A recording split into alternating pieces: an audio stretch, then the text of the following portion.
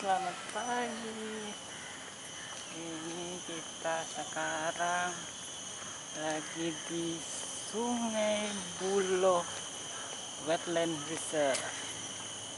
Jadi kita hari ini akan mulai pelatihan lagi.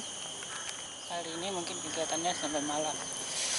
Jadi kita paginya teori dulu, terus mungkin siang ada beberapa field trip. Nah, kemudian malam nanti kita ada pemasangan bisnet ini. Kita menuju ke Wetland Center ya, belakang ini. Keren ya tempatnya. Ya. Ini menuju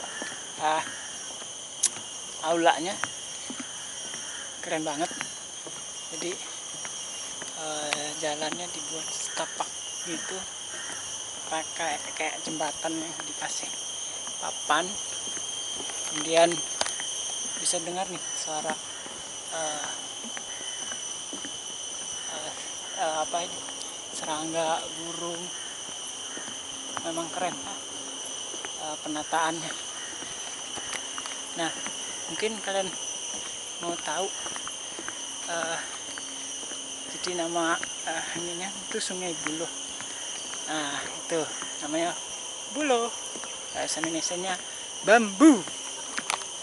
Oke, dan terus ini kegiatannya kami hari ini.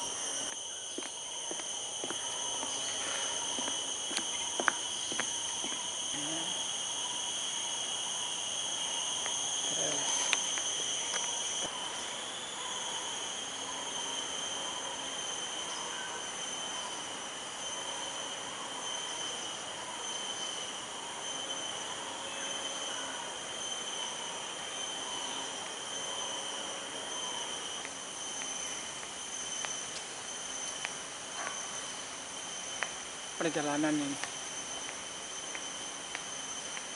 Jadi ini pusat informasinya, sejarah-sejarahnya ada di gedung ini. Mereka buatnya cukup menarik penampilannya. Jadi di sini juga ada beberapa kayak mereka kasih informasi tentang burung, gimana populasinya. Terus juga ada beberapa satwa yang mungkin unik di mereka. Terus juga beberapa insek, kemudian satwa-satwa lainnya. Dan juga ini ada tanaman sih, tanaman ini kemarin nih saya lihat nih. Ini yang saya lihat waktu di kota. Kemarin juga dia ada di sini, muncul sore-sore. Hornbill. See you again.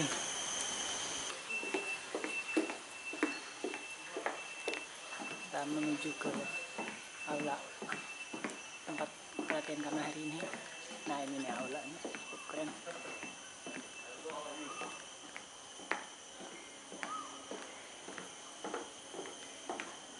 Masuk kelas dulu guys.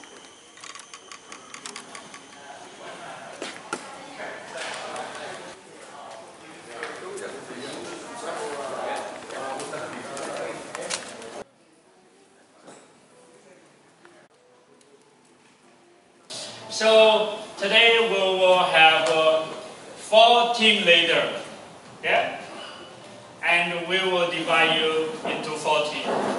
Okay, I'm afraid we cannot go voluntary because otherwise we'll follow this one with a green shirt, and we'll have no one with us. So we will be okay. So with the 4 of us, we will have 4 assistants. Who the 4 assistants?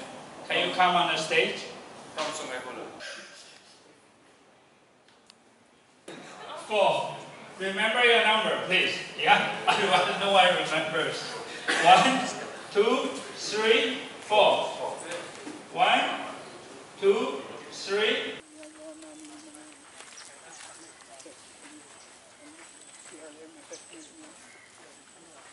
Kita visitor. small guys around. Meaning that later if you come back afternoon, put this place the name as main height, right? So this is one of the area where Sungai Buloh will come here and sit here. Birds within your angle from the bund up to there, everything will be here. Right now you don't see a lot of the shorebirds because you see the tide hasn't come in, right? So if the tide hasn't come in, for us in Sungai Buloh, the birds won't be here. They will be in the coast. They are feeding there. So once they are high tide already, they have no more place, they will all fly to Sungai Buloh. So let's start by drawing them. Sure.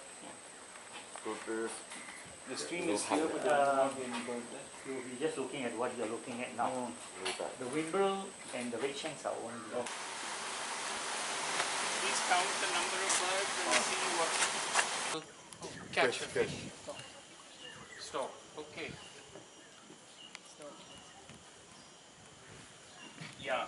Oh, yeah. Or immature. And if you look at the immature bird, this is the open bill stalk. And you identify this with the space in the beak. And it has a white head and white face.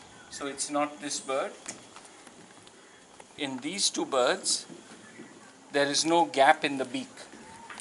That gap in the beak is very typical of the open bill stalk. That's how it gets its name. So it is not the open bill, but it is one of these. Which one? We use this wing color to separate them. You see, it shows the arrow. If it has the black and the bright pink, then it is this. But if it is like this, It's much more all white. more all white. And if it is now a juvenile, where you're saying yellowish, where brownish, grayish feathers, then it's more like this. Yes, yes. How do you separate these two? There's a lining on their wings. Yes, Possibly. both have linings on wings. Much more. This one is much more pronounced than the one on the top of it. Yeah. This one is more yellower. Okay, now if you look at this part is darker, Yes. this part is lighter. So you look at each part of the feathers. Remember yesterday we were told look at the back and divide the feathers into different color parts. So this helps you to separate the two. And this bird has like this or like this? It's much more like this. Okay, so it's more likely to be a juvenile milky stalk. Okay, so step by step we identify. We should not jump to conclusion. Most important lesson here that you learn. Even in the hotel.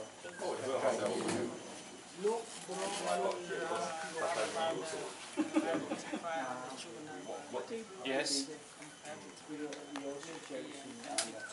Good.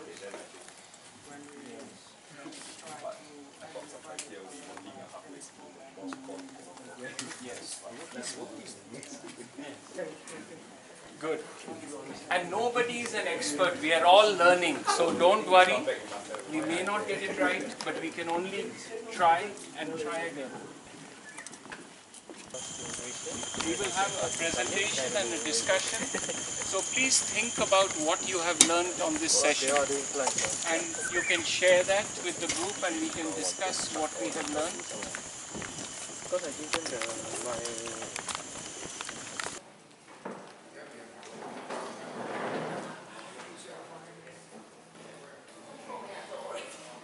Good morning. Yes. I hope you had a good morning. Yes. Okay. If you are not happy, lunch will be served shortly. Get the basic information for all your observations. What is the date? What is the time? What is the time it end? Which is the location? At the moment, he has kindly put all the observations together. We can try and see, can we separate this into three locations. So the main height, the sluice bridge and the main bridge, the sluice gate and the main bridge. So we can start with this. First, this is his observations, so it's a good starting point. If you can draw the columns.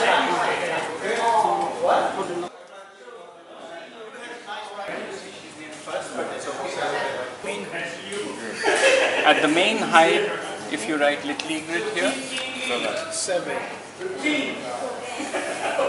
did everybody see 7? Yes. To write that you did not see something. Yeah.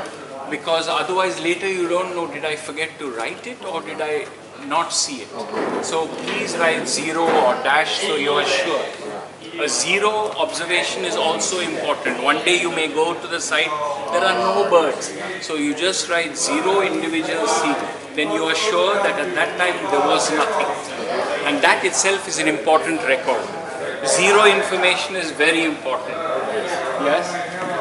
Next species, cattle egret. Pond you call 1 pond, 3 ponds. This is your study area. You divide it into areas you can see at one time and you record separately and then you total it. But like you said, some birds can move from one to the other. So ideally, if you know that birds can be moving around, you go to 1, you go to 2, you go to 3. Count at the same time. Then you reduce the counts, double counts. And these again you add together your counts and you get the total number without double count. So a coordinated count is the best way to do it. That's why having a bigger team is always better and everybody must be equally good in identifying and counting. And in a short time you can count the total number with minimum mistakes. So good thing you raised that. Please. Let's let's do Wimbrel. Where did we see that? Did we see it at all the sites? Or Main bridge. at main height, how many did you see?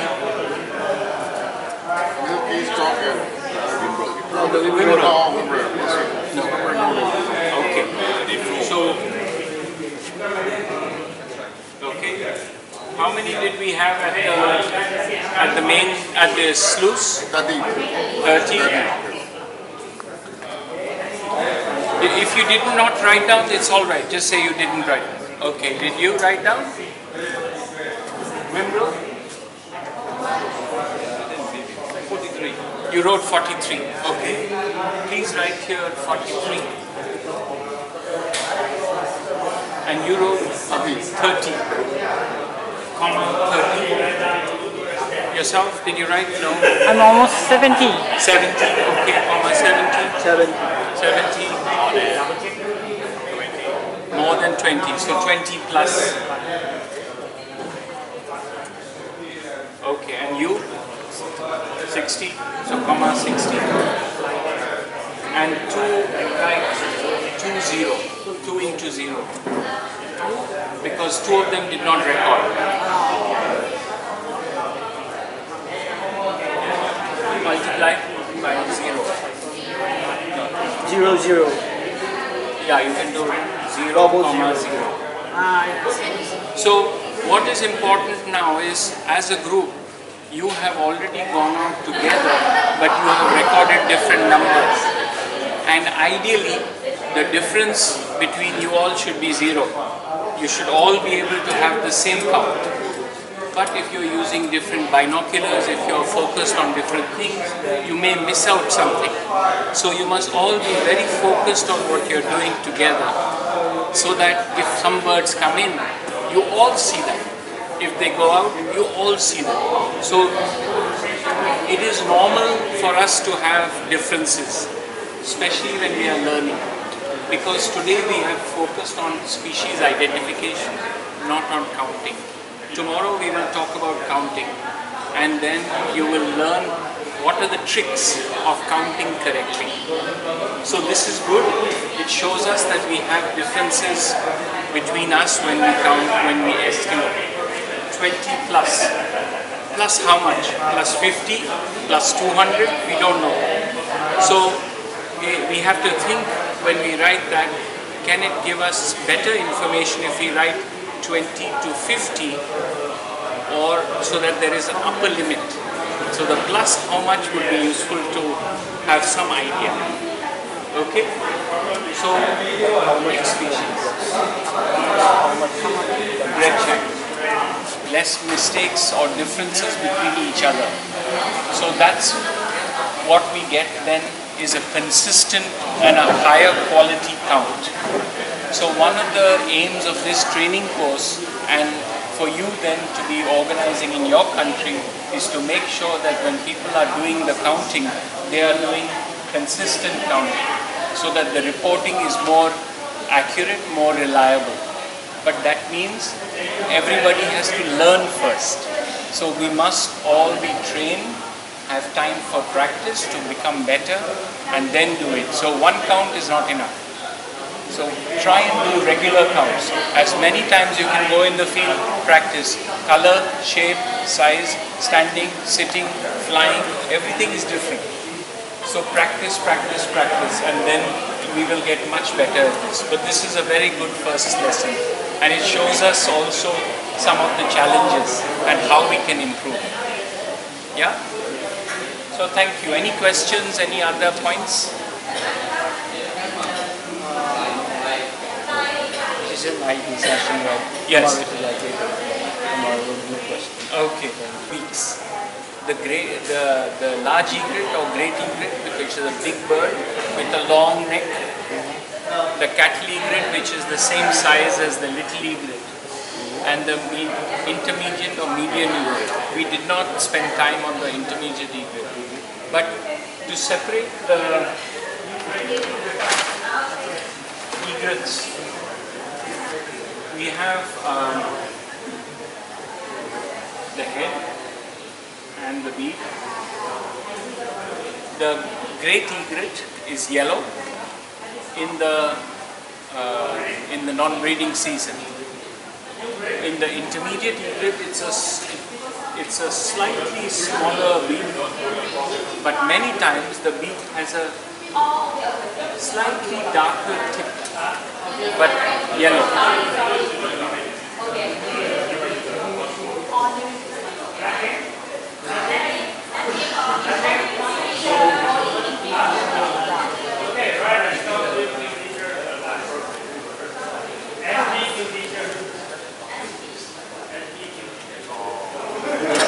This is the great egret or great white egret, and this is the intermediate egret, also called the median egret in some books. And then you have the one which you saw, complete black, little egret, and slightly thicker yellow, black. This is the cattle egret. And when you saw it, you told me that the head of this was looking like this, and you also drew it. In the little egret, you drew it flat. So this is a small difference, that the cattle egret's head sometimes looks slightly more fluffy on top. So look for the small things that make a difference. Is it always like that? The cattle egret? It can be sitting flatter, but it's a rounder head. The little egret has a more flatter head. The cattle egret looks slightly more rounder. Now, in the intermediate egret and the great egret, many times the size difference is not very clear. There is an overlap. So there is one more feature to separate it, and this is, if you look at the bird and the bill and the eye, the bill does not stop here. The bill is like this, and the line of the bill comes just behind the eye in the great egret. In the intermediate egret, the bill may look nearly as big, but the line of the eye will stop here. So you have to look for that small difference. Where does the line stop? Does it stop here or does it stop here? Okay? Look in your books and it will show you that difference. That is the one feature that can help you to separate it. So there are small differences we must look at as we get better and better to be able to separate things quickly. Because they are white, they may be both sitting like this, so they say the neck is not shorter than the other one. They are the same length of neck. But the bill, if you can see, look for where the line is.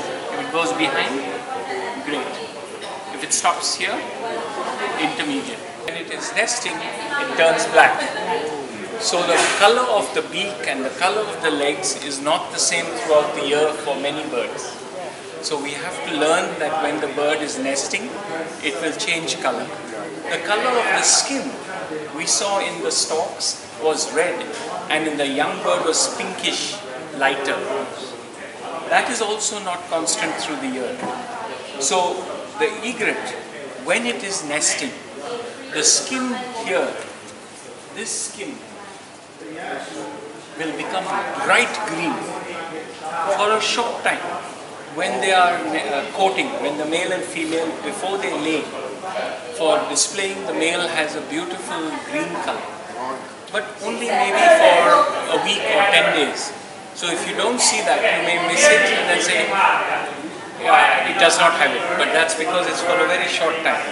Similarly, the legs of the bird, of the great eagle, become pink. When this is becoming green, this becomes pink. But then that pink goes away. The same thing in the grey heron.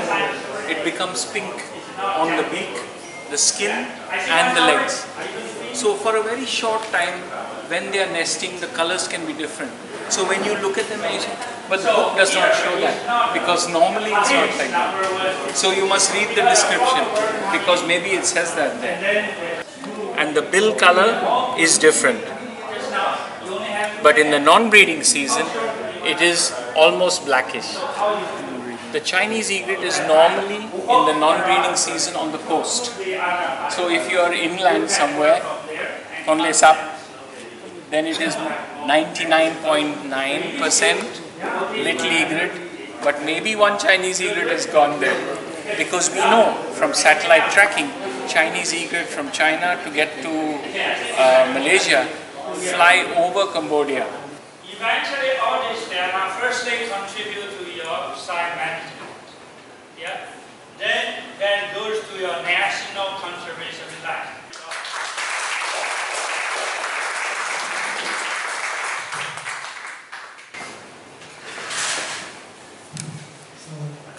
Good morning. I'm Sungei. I'm a representative in Group 1. The first one is Manhan, another two is the Pond A2, and the third one is the Van Bridge. The Group 2 will start at time for 9:09 a.m. to the end of time 10:45 a.m. The date of 2024. Nine heron, five birds, and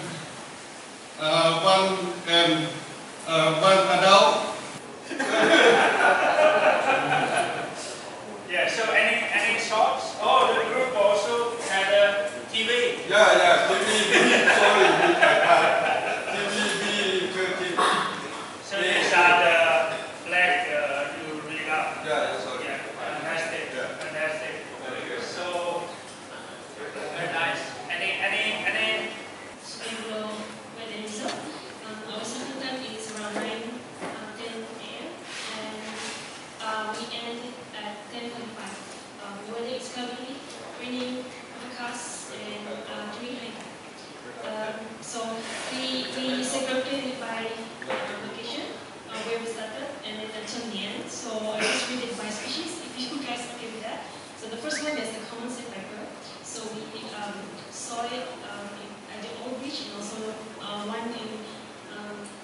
pond A3, and then the background night heron. This is all in our beach. Also, there we saw little egret flying, 33 of them, and 13 at the H which is at the height. And then the grey heron, 2 at the old beach, and then 1 and flying, not flying, at A3 pond, also at the height. So these are the heights, sorry, the A3 and A2 is the pond in front. Mongolian flower, that is the juvenile one. So that's why I think it's very interesting to look after that show. Thank you. That's very useful. So we need to go down to the next level. Okay, Monty. At the time that we observed, the tide is rising and the weather is overcast. And we observed at 5 main locations, main tide, A2 site, and spring 1.1, and also that we go to there. We went to the main bridge and also the viewpoint. And so at that location, we observed the stock at A3. We observed 6 monkey store, 5 individual plus Mickey store, 3 individual at the viewpoint. And also at the A3, we also the eastern Tajal egret, 1 individual. And also A3, we found that grey heron 1 individual, and also at the viewpoint 1 individual of the grey heron can be found at. Location, we found that 7 individuals of the grey egret, and little egret also found at the A2, 2 individuals, and also A3 in A3, we found that the 7 individuals of the little egret. So at the main bridge, we observed that the white-breasted water hen, 1 individual. At the A3, we found 6 individuals of the common Russian, and also at the A2 location, we found the 3 parts of the common Russian. Now we move to the main height, the Pacific golden hover 1 individual, and also we found the flying floss of the 157 individual. They fly from the A2 to the A0, and also at the main bridge, we found the common sandpiper, 2 individuals, and at the viewpoint, 1 individual saw the common sandpiper. So during our field observation, we observed the 12 species of the waterbird. Yeah, so that's all for mine. Yeah, stay there. Count to 5, then come down. Go up, count to 5. Come down. You're not following? Yeah. Go up, count to 5, come down. Cannot stabilize. I know, that's why I'm doing it for you.